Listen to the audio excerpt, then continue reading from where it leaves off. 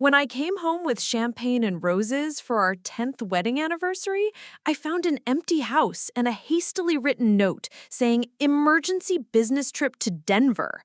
What my husband didn't know was that I worked for the same company's HR department, and there were no business trips scheduled that week. By the time I finished investigating, his emergency turned into the end of our marriage and the beginning of his worst nightmare. Before we dive back in, drop a comment and let us know where you're watching from. And if this story hit home, hit that subscribe button. I've got something really special lined up for tomorrow. Before we dive into how I unraveled my husband's web of lies and turned his betrayal into his downfall, hit that subscribe button if you've ever felt like something didn't add up in your relationship. This story is about trusting your instincts, doing your homework, and proving that the truth always finds a way to surface. My name is Cassandra Blake, and 6 months ago, I thought I had the perfect marriage. I lived in Millbrook Heights, a charming suburb outside Portland, and a beautiful Tudor-style home that my husband Garrett and I had lovingly renovated together. We'd been married for 10 years, and despite the usual ups and downs, I believed we were solid. Garrett worked as a regional sales manager for Pinnacle Solutions, a tech consulting firm, while I held a position in the same company's human resources department. It was actually how we met during a company retreat in 2014. He was charming, ambitious, and had this infectious laugh that could light up any room. Our colleagues used to joke that we were the power couple of Pinnacle Solutions. For years, everything seemed perfect. We had our routine. Coffee together every morning, weekend hikes in the Cascade Mountains, monthly date nights at our favorite restaurant, Bella Luna, overlooking the Willamette River. Garrett traveled occasionally for work, nothing unusual for a sales manager, and I trusted him completely. Why wouldn't I? He was my husband, my best friend, the man I'd built a life with. October 15th was supposed to be special, our 10th wedding anniversary. I'd been planning it for weeks, coordinating with Garrett's assistant Brielle to make sure his schedule was completely clear. We had reservations at the exclusive Rosewood Manor, the same place where he'd proposed. I'd even taken the afternoon off work to prepare his favorite meal as a surprise before our dinner. I remember that morning so clearly. Garrett seemed distracted during coffee, checking his phone more than usual. When I mentioned our dinner reservations, he smiled and kissed my forehead, saying, "Looking forward to it, sweetheart. 10 years with my beautiful wife deserves celebrating." His words were right, but something in his eyes felt distant. At work that day, I couldn't shake a strange feeling. Maybe it was intuition, or maybe it was the way Garrett had been acting lately. Slightly more secretive with his phone, coming home later from client dinners, being less present even when he was physically there. I tried to push these thoughts away. It was our anniversary, after all. I was probably just overthinking things. I left work early at 3 p.m., stopping by our favorite wine shop to pick up a bottle of Dom Perignon, the same champagne we'd shared on our wedding night. I went to the florist and selected a dozen red roses, the kind Garrett used to surprise me with when we were dating. My heart was full of anticipation as I drove home, imagining his face when he saw the romantic setup I'd planned. But when I pulled into our driveway at 4:15 p.m., Garrett's silver BMW was gone. I figured he was running late from a client meeting, so I used the time to set up. I arranged the roses in our crystal vase, chilled the champagne, and started preparing his favorite appetizer, bacon-wrapped scallops. The house smelled amazing. Candles were lit throughout the living room, and I'd even put on the black dress he'd bought me for my birthday. By 5:30, I was starting to worry. Garrett never ran this late without calling. I tried his cell phone, straight to voicemail. I called his office. Brielle had left for the day. A cold feeling started creeping into my stomach. That's when I saw the note.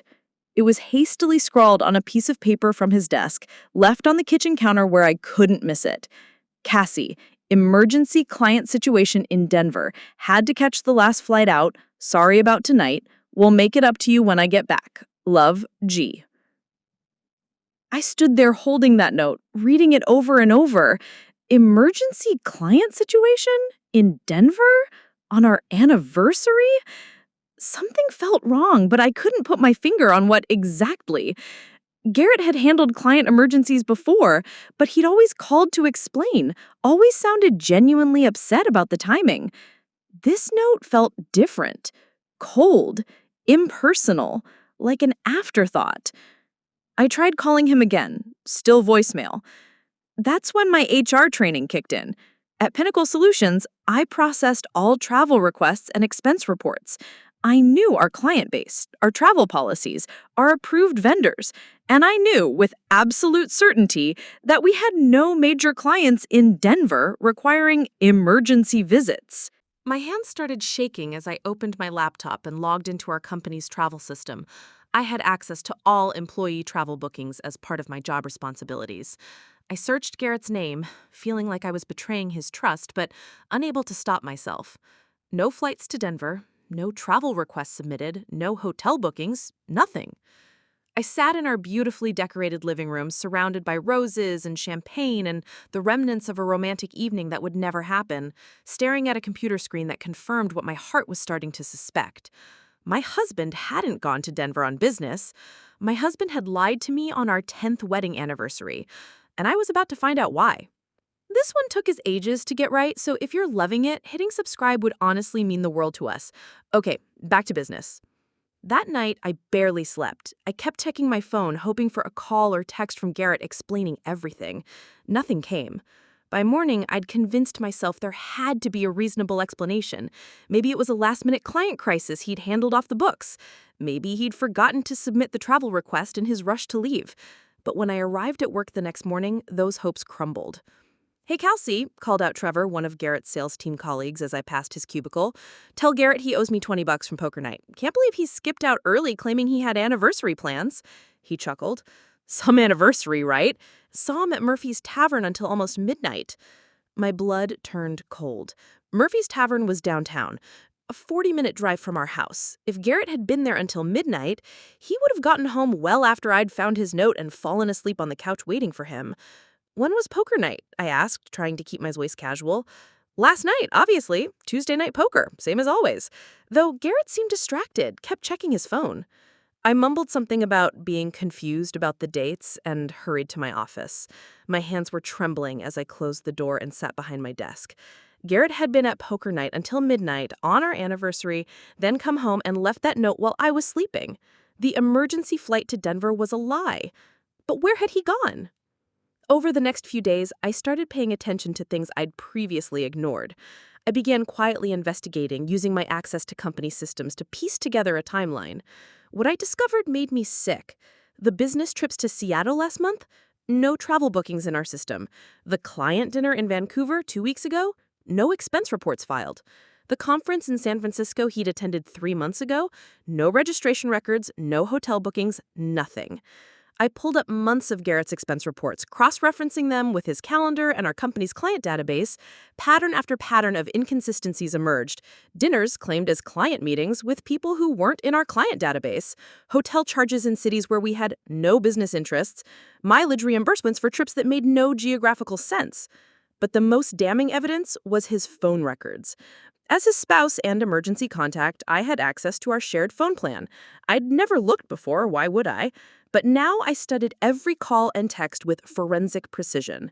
Starting about 8 months ago, there was a number that appeared with increasing frequency. Late-night calls, weekend texts, conversations that lasted hours. I did a reverse lookup on the number. It belonged to someone named Delilah Winters. My heart pounded as I searched social media for her name. When her Instagram profile loaded, I felt like I'd been punched in the stomach. She was beautiful. Auburn hair, green eyes, about 10 years younger than me. Her bio read, Marketing Director at Innovate Now Solutions, Denver. Denver, the city Garrett had supposedly rushed off to on our anniversary. I scrolled through her photos with a sick fascination. Pictures of her at trendy restaurants I recognized from Garrett's expense reports for her client dinners. Photos from the Fairmont Hotel in San Francisco, dated exactly when Garrett had claimed to be at that mysterious conference. A picture of her at a wine bar in Seattle last month, the same weekend Garrett had supposedly been there on business. But the photo that shattered my world completely was from 3 days ago, October 13th, 2 days before our anniversary. It showed Delilah at Portland International Airport, suitcases beside her with the caption, "Finally moving to be with my love, new chapter starts now, heart airplane." She'd moved to Portland. She'd moved here to be with Garrett. I spent the rest of that week in a fog, going through the motions of normal life while building my case. I documented everything: screenshots of her social media posts, printouts of Garrett's expense reports, phone records, travel inconsistencies. I created a timeline showing how his lies had escalated over 8 months. The breaking point came Friday night when Garrett returned from his supposed Denver trip. He walked through our front door at 6 p.m. carrying his usual overnight bag, acting as if nothing had happened. "Hey, sweetheart," he said, kissing my cheek casually.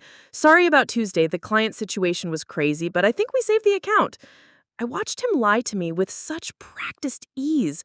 I wondered how many times he'd done this before. "How was Denver?" I asked, testing him. Cold, rainy. You know how it is. Spent most of the time in conference rooms anyway. Another smooth lie. The weather in Denver had been sunny and 70 degrees all week. I'd checked. "Did you get a chance to see the city at all?" "Not really. Just the hotel and the client's office. Pretty boring trip, honestly."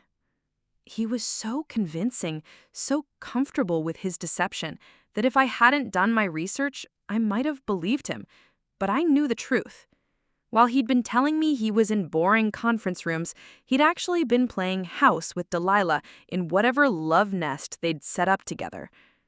That night, as Garrett showered, I went through his overnight bag. Hidden in a side pocket, I found a receipt from Bella Nate, an upscale Italian restaurant downtown. The date was October 16th, the day after our anniversary. The receipt showed dinner for 2, with champagne and dessert. The same champagne he'd supposedly shared with me on our wedding night. He'd taken her to a romantic dinner the day after abandoning me on our anniversary. I photographed the receipt and put it back exactly where I'd found it. As I listened to Garrett humming in the shower, actually humming, like he didn't have a care in the world, I realized something important. This wasn't just about an affair. This was about a man who had systematically lied to me for months, stolen from our company through fraudulent expense reports, and abandoned me on our anniversary to be with another woman. This was about someone who thought I was too trusting, too stupid, or too weak to figure out what he was doing. Garrett had made one crucial mistake in his elaborate deception. He underestimated his wife, and I was about to show him exactly how wrong he'd been. The weekend passed in surreal normalcy. Garrett acted like the devoted husband, suggesting we finally have our delayed anniversary dinner, bringing me coffee in bed, even mentioning plans for a vacation to Hawaii we'd been discussing. Every gesture felt like another knife twist because I knew it was all performance. Monday morning brought the revelation that changed everything. I was processing routine expense reports when I noticed something that made my blood freeze. Garrett had submitted a reimbursement request for the Denver business trip, hotel charges, meals, even airport parking. But these weren't just lies about personal time. These were fraudulent charges submitted to our company for a trip that never happened for business purposes. My hands shook as I pulled up the supporting documentation he'd provided. Hotel receipts from the Westin downtown Denver, meal receipts from expensive restaurants, even an Uber receipt from the airport showing a pickup from an address that, when I looked it up, belonged to a luxury apartment complex 20 minutes from downtown Portland. Garrett hadn't just lied to me about the trip, he'd fabricated an entire business expense report using receipts from his romantic getaway with Delilah right here in Portland. I sat staring at my computer screen, feeling like the world was tilting sideways. This wasn't just adultery anymore. This was theft, fraud, criminal behavior that could land him in prison and destroy both our careers. But then I found something that made everything else pale in comparison. While cross-referencing his expense patterns, I discovered a folder on our shared company drive that Garrett had created called Project Transition. Curious, I opened it, expecting to find client work. Instead, I found a detailed plan for his new life. The folder contained lease agreements for a downtown Portland penthouse apartment, the same address from the Uber receipt, bank statements showing he'd been systematically moving money from our joint accounts into a personal account I didn't know existed, legal documents from a divorce attorney outlining a strategy to minimize his financial obligations to me, and the most devastating document was titled Delilah Integration Plan.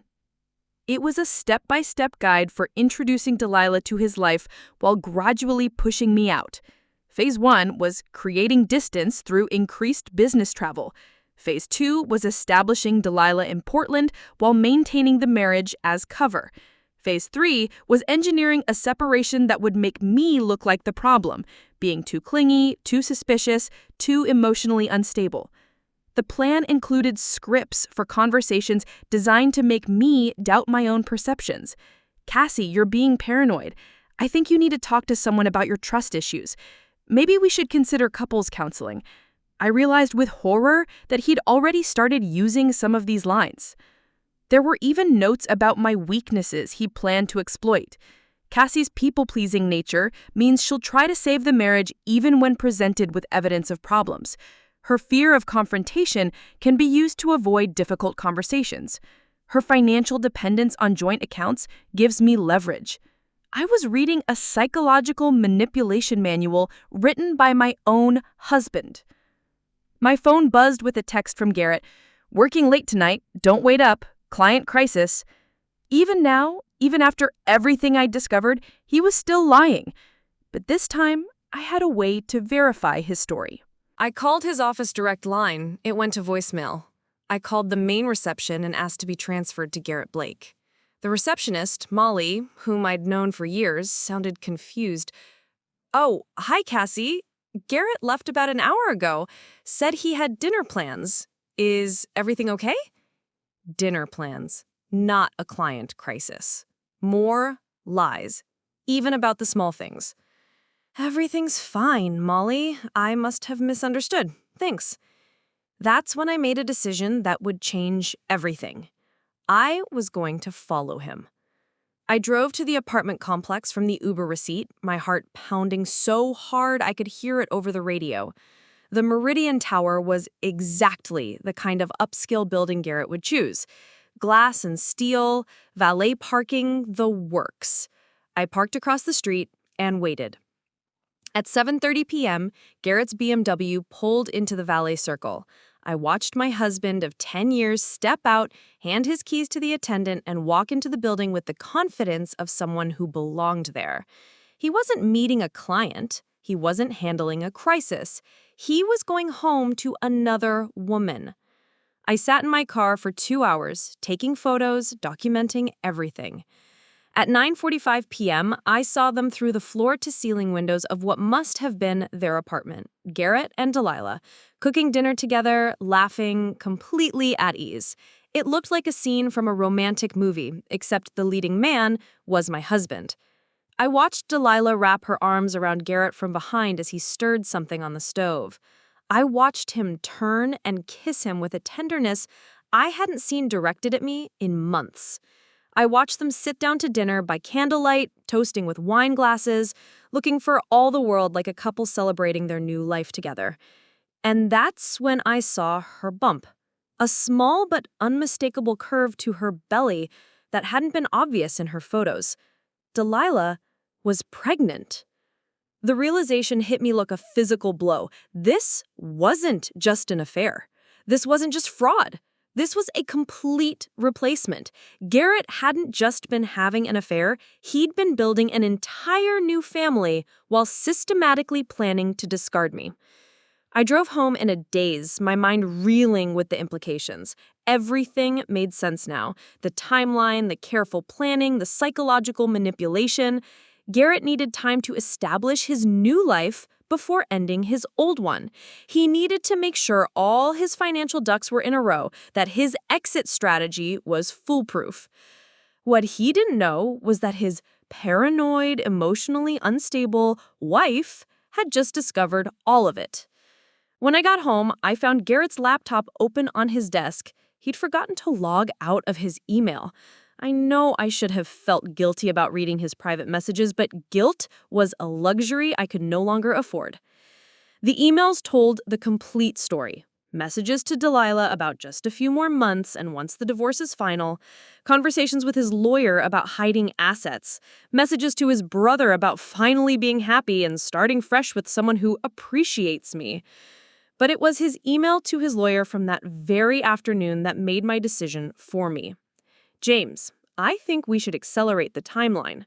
Cassie is starting to ask questions about my travel schedule. I'd rather file before she gets suspicious enough to start digging. Let's aim for next month. I want this done before the baby comes. Next month. He was planning to file for divorce next month, using his carefully crafted exit strategy to paint me as the problem while protecting the money he'd stolen and the new family he'd created. Garrett thought he was so clever, so strategic. He'd planned everything perfectly, accounted for every variable, except one. He'd forgotten that his wife worked in human resources for the same company where he'd been committing fraud. He'd forgotten that I had access to financial records, travel databases, and employment verification systems. He'd forgotten that I wasn't just a woman he could manipulate and discard. I was a professional with resources, connections, and most importantly, detailed documentation of every crime he'd committed. As I sat there in our home office, surrounded by evidence of my husband's betrayal, I realized something profound. Garrett's manipulation plan had one fatal flaw. He'd been so focused on my weaknesses that he'd completely overlooked my strengths. And I was about to use every single one of them to destroy the life he'd built on lies. I didn't sleep that night. Instead, I sat at my kitchen table with a legal pad and methodically planned my response. By dawn, I had a strategy that would expose every lie, protect myself financially, and ensure Garrett faced consequences for both his personal betrayal and his professional crimes. First, I needed to secure evidence before he could destroy it. I spent Tuesday morning creating digital copies of everything. Screenshots of his expense reports, photos of bank statements, saved emails, phone records. I uploaded everything to a secure cloud storage account Garrett didn't know about, and emailed copies to my personal Gmail account. Next, I called my cousin Rebecca, who worked as a private investigator in Seattle. I'd always admired her no-nonsense approach to life, and I needed someone I could trust completely. Becca, I need your help with something, and I need absolute discretion. What's going on, Cass? You sound terrible. I explained everything, watching her expression change from confusion to anger to professional determination through our video call. "That bastard," she said when I finished. "Okay, here's what we're going to do. I'm driving down tonight. We need professional documentation of everything, his comings and goings, the apartment, financial movements, and we need to move fast before he realizes you know." While waiting for Rebecca, I made a call to James Morrison, Pinnacle Solutions' external legal counsel. I'd worked with James on various HR matters over the years, and I knew he took corporate fraud seriously. "James, I need to report potential expense fraud within the company. It's complicated because it involves my husband." "I see. Do you have documentation?" "Extensive documentation. False expense reports, fraudulent receipts, misuse of company funds. We're talking about thousands of dollars over several months." "This is serious, Cassandra. If what you're saying is accurate, this could result in criminal charges. Are you prepared for those consequences?" "I'm prepared for justice." We scheduled a meeting for Thursday morning. I would present my evidence formally, triggering an internal investigation that would uncover Garrett's systematic theft. Wednesday evening, Rebecca arrived with professional surveillance equipment. We spent the night documenting Garrett's routine. She photographed him entering the Meridian Tower, captured images of him and Delilah together through their apartment windows, and recorded the times he left and returned. "Your husband is sloppy," Rebecca observed as we reviewed the footage. "He's acting like a man who thinks he's invincible. That arrogance is going to be his downfall." Thursday morning arrived, the day I would set everything in motion. Garrett left for work as usual, kissing my cheek and telling me he'd be working late again. I watched him drive away, knowing it would be one of the last normal mornings of his life. At 9 a.m. sharp, I sat across from James Morrison in Pinnacle Solutions' legal department conference room. Also present were Sandra Walsh, our VP of Human Resources, and David Chen, our Chief Financial Officer. I'd requested their presence, knowing that what I was about to reveal would require immediate action from multiple departments. "Thank you all for being here," I began, my voice steady despite my racing heart. "I'm here to report systematic expense fraud committed by my husband, Garrett Blake." I methodically presented my evidence: the fabricated Denver trip expenses, the pattern of fraudulent receipts over 8 months, the misuse of company credit cards for personal entertainment with his mistress. Each revelation was met with increasingly serious expressions around the table. "This is approximately $23,000 in fraudulent expenses," David calculated as he reviewed the financial documentation, "and these patterns suggest deliberate, premeditated fraud." "There's more," I said, taking a deep breath. "I have evidence that Garrett has been using company resources to facilitate an extramarital affair, including falsifying travel records to cover his activities." Sandra leaned forward. "Cassandra, I have to ask, are you absolutely certain about these allegations? The implications are severe." "I'm certain. And I have additional evidence that may be relevant to his employment status." I pulled out printouts of Garrett's emails discussing his divorce strategy and timeline. He's been planning to leave the company after his personal situation is resolved. He views his current position as temporary while he establishes his new life. The room fell silent as they absorbed the full scope of Garrett's deception. James spoke first. "We need to conduct an immediate investigation. Garrett's access to company systems should be suspended pending review. Cassandra, are you prepared to cooperate fully with this investigation, despite the personal nature?" "Completely. I want justice for the company as much as for myself." By noon, the wheels were in motion. David began forensic analysis of all Garrett's financial transactions. Sandra initiated employment record reviews. James contacted law enforcement about potential criminal charges. But I wasn't finished. My next stop was downtown Portland's family court building. I'd made an appointment with Patricia Hendricks, a divorce attorney Rebecca had recommended. Patricia specialized in cases involving fraud and hidden assets. "Mrs. Blake, your husband's systematic deception gives us significant leverage," Patricia explained after reviewing my evidence. "The fraudulent expenses, the hidden apartment, the secret bank account, all of this supports a claim for separate property and potentially alimony despite Oregon's no-fault divorce laws. I want to file today, before he has a chance to hide more assets or implement his exit strategy." "We can do that. I'll also file for immediate injunctive relief to freeze joint accounts and prevent asset dissipation." While waiting for Patricia to prepare the legal documents, I made one more crucial call to Pinnacle Solutions' largest client, Morrison Industries, the account Garrett claimed to manage so successfully. "Hello, this is Cassandra Blake from Pinnacle Solutions HR. I'm conducting a routine client satisfaction survey regarding your account management. Could you tell me about your recent interactions with our sales team?" "Well, we've been quite happy with Amanda Rodriguez. She's been our primary contact for about 8 months now. Very professional, responsive to our needs." "Amanda Rodriguez, not Garrett. He's been taking credit for Amanda's successful client relationship while pursuing his affair." "And have you had any interactions with Garrett Blake recently?" "Garrett Blake? I think we met him briefly when Amanda first took over the account. But no, we work exclusively with Amanda." Another lie exposed. Garrett had been claiming credit for client relationships he didn't even maintain. Friday afternoon, everything converged perfectly. At 3 p.m., just as Garrett would normally be thinking about wrapping up his workday to meet Delilah, security arrived at his office. I wasn't there to witness it, but Sandra called me immediately afterward. "Cassandra, Garrett has been escorted from the building. His computer and office contents have been seized as evidence. He's been suspended pending investigation, and criminal charges are likely to follow." An hour later, my phone started ringing. Garrett, calling frantically.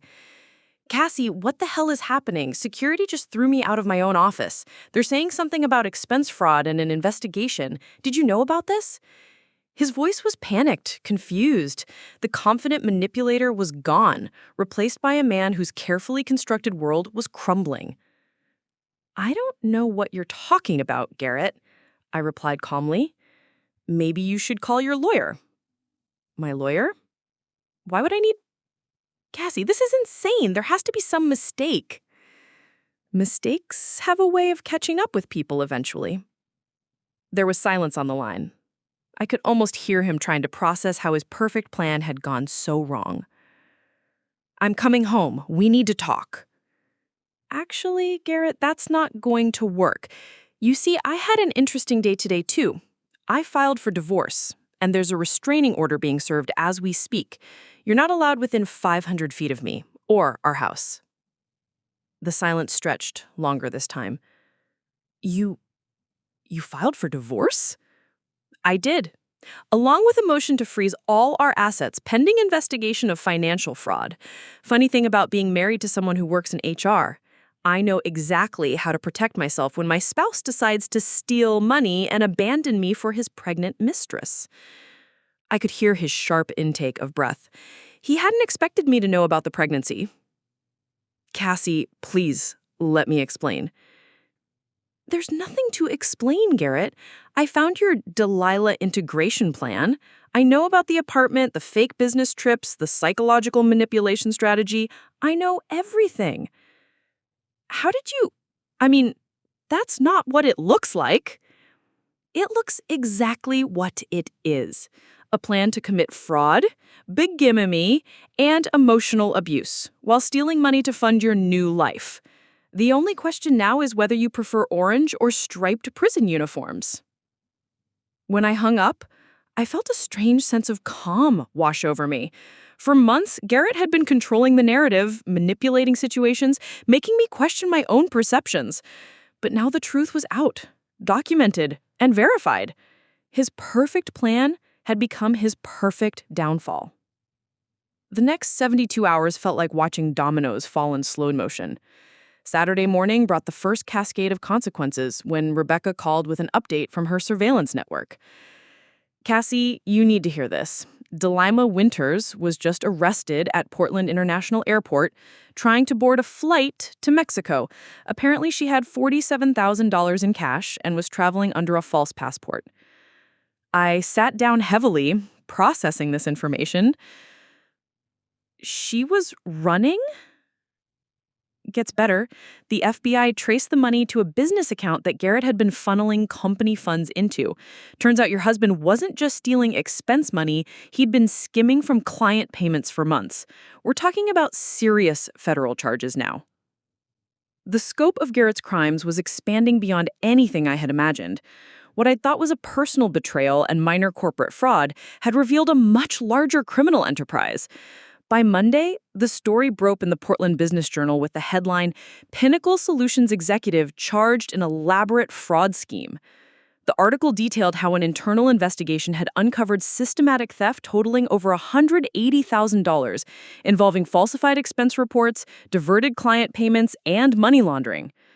My phone rang constantly, reporters wanting statements, colleagues expressing shock, old friends reaching out for support. But the call that mattered most came from Patricia Hundricks. Cassandra, we need to talk. The criminal charges against Garrett have significantly strengthened our position. The court has granted our request for full asset protection, and we've discovered additional hidden accounts. At Patricia's office, she spread out financial documents that painted a picture of calculated greed. Garrett had been preparing for his exit far longer than we initially thought. We found evidence of financial planning going back almost 2 years. He's been systematically moving money, establishing credit lines, even purchasing life insurance policies with Delilah as the beneficiary. 2 years? The timeline staggered me. Our 8th anniversary dinner, our vacation to the Oregon coast, the house renovations we'd planned together. All of it had been happening while Garrett was secretly building an escape plan. The good news is that his criminal activities have voided any claim he might have had to marital assets. The house is yours, the legitimate savings accounts are protected, and we're pursuing recovery of stolen funds. 3 weeks later, I found myself sitting in a federal courthouse watching Garrett enter a guilty plea to charges of wire fraud, money laundering, and theft. He looked smaller somehow, wearing an orange jumpsuit instead of his usual tailored suits. When his eyes met mine across the courtroom, I saw something I'd never seen before: genuine fear.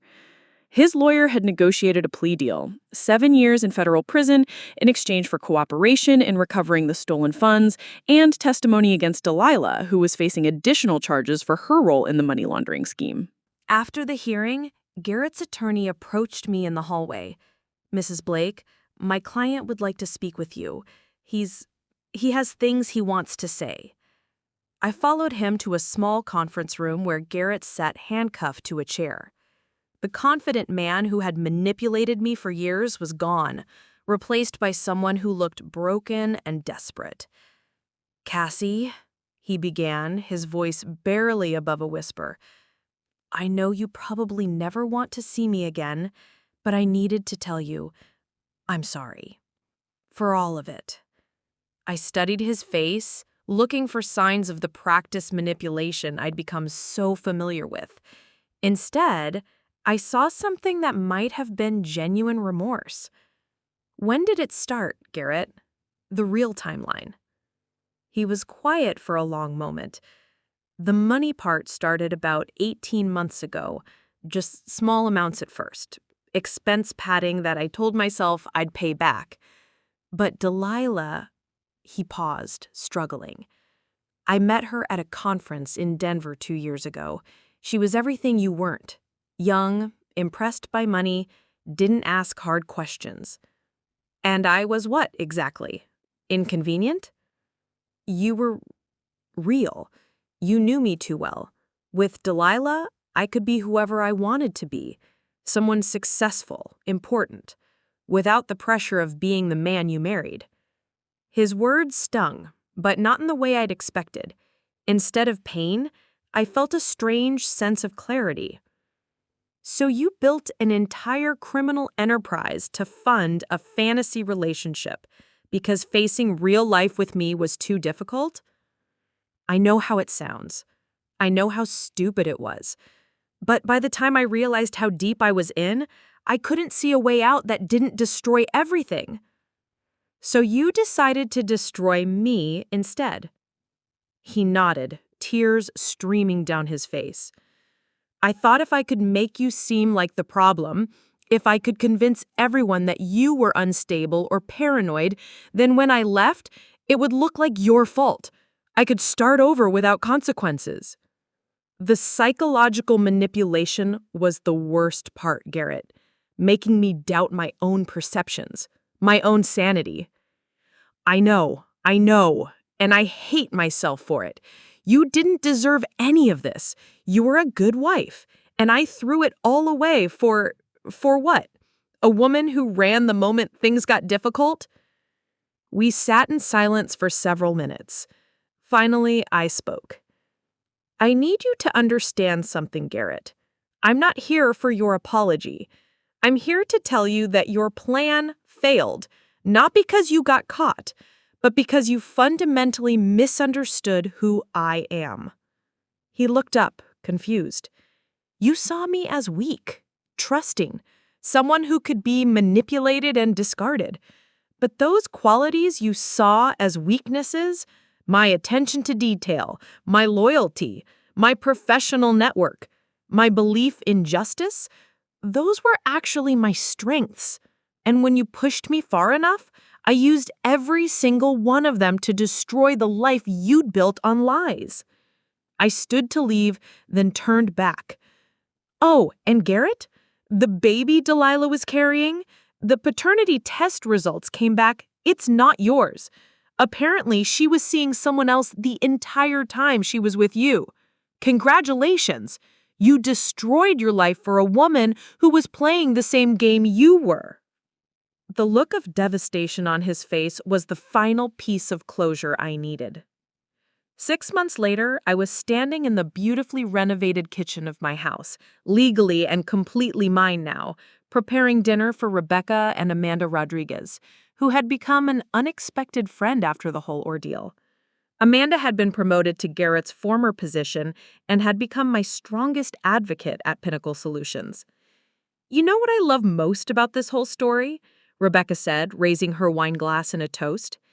"Garrett spent 2 years planning the perfect crime and the perfect escape, and you unraveled the entire thing in less than a week using nothing but professional competence and righteous anger. And really good documentation skills," Amanda added with a laugh. "Seriously, Cass, your evidence files were more thorough than most federal investigations." I looked around my home, the space Garrett had shared while planning to abandon me, and realized it felt more like mine now than it ever had when we'd lived here together. The rooms we decorated reflected his taste as much as mine, but the changes I'd made since reflected only me. "You know what the strangest part is?" I said. "I'm grateful it happened." Both women looked at me in surprise. "I mean, I'm grateful I found out who he really was before I wasted more years of my life. I'm grateful I discovered I was stronger than I thought. And I'm grateful that when push came to shove, I chose to fight for myself instead of trying to save a marriage that was built on lies." My phone buzzed with a text from Patricia. "Final settlement approved. Restitution payments will begin next month. House deed officially transferred. Congratulations. You're completely free." I smiled, feeling the truth of those words settle into my bones. For the first time in years, maybe decades, I was completely free to be exactly who I was, without apology or compromise. Garrett had tried to write me out of my own story, to make me a supporting character in his narrative of reinvention. Instead, he'd accidentally freed me to write my own ending, one where justice prevailed, truth mattered, and sometimes the person who looks the weakest turns out to be the strongest one in the room. As I raised my glass to toast with my friends, I realized that our 10th wedding anniversary had turned out to be a celebration after all, just not the kind either of us had planned. 2 incredible stories are waiting for you right below. If this one grabbed your attention, these next ones will too. Click to dive in.